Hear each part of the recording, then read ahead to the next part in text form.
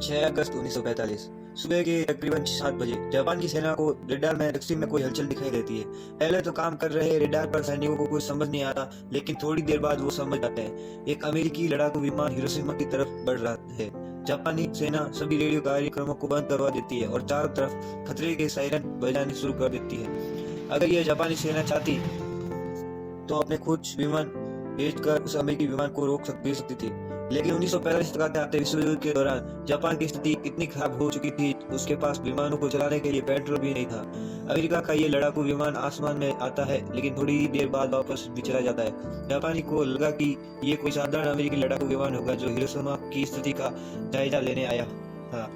इस विमान के जाने के बाद जापानियों को लगा कि अब खतरा टल चुका है, इसलिए खतरे के सायरन बंद कर दिए जाते हैं। इस समय जापान अपने सबसे बुरे दौर से गुजर रहा था। इस वक्त द्वितीय विश्व युद्ध चल रहा था और जापान इटली और जर्मनी के साथ मिलकर मित्र अंतर्राष्ट्र के खिलाफ लड़ रहा था।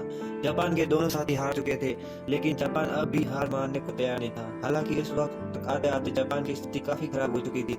खाने पीने की कमी हो चुकी थी, लोग भूखे मर रहे थे, राशन खत्म हो चुका था, पेट्रोल के भाव आसमान छू रहे थे। तो एक आम आदमी जापान की स्थिति इतनी खराब हो चुकी थी कि अब जापान की सड़कों पर कोई पर्सनल कार नहीं दिखती। अब चारों तरफ पैदल चलते लोग और मिलिट्री व्हीकल ही दिखाई देते हैं। 6 अगस्त 1945 की सुबह जब अमेरिका का वो लड़ाकू विमान हिरोशिमा के आसमान से वापस चला गया तो जापान को लगा वो विमान युद्ध की स्थिति का जायजा लेने आया। जापानी अधिकारियों का यह अनुमान सही भी था, लेकिन उन्हें नहीं पता था कि विमान युद्ध की स्थिति का नहीं बल्कि मौसम का जायजा लेने आया था। विमान जब वापस लौट जाता है तब जापानी चैन की सांस लेते हैं, लेकिन थोड़ी ही देर बाद सुबह के तकरीबन 8 बजे दक्षिण एक और विमान आता है। जापानी सेना इस विमान को भी रोक सकती थी, लेकिन उन्हें लगा कि ये विमान भी बस स्थिति का जायजा लेने आया होगा। लेकिन उन्हें क्या पता था, ये विमान उनके मौत का फरमान लेके आया था। जापान की तरफ बढ़ रहा ये विमान एनोला गे नाम का एक बम वर्षीय विमान था। इस विमान को मेजर थॉमसन फेरिबी उड़ा रहे थे। सुबह के ठीक 8:15 पर इस विमान में लिटिल बॉस नाम का 4 टन वजनी एक न्यूक्लियर बम नाक के बल धरती पर गिरना शुरू होता है।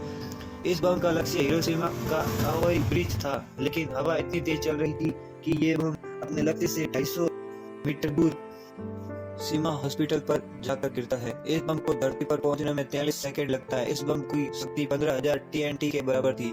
जब ये फटा तो तापमान 4,000 डिग्री तक पहुंच गया। अमेरिकी आसमान में उड़ रहे एक दूसरे अमेरिकी लड़ाकू विमान के पायलट चार्ल्स वेन बताते हैं कि उस बम के फटते ही एक तेज रोशनी हुई कि मानो सूरज धरती पर आ गया है।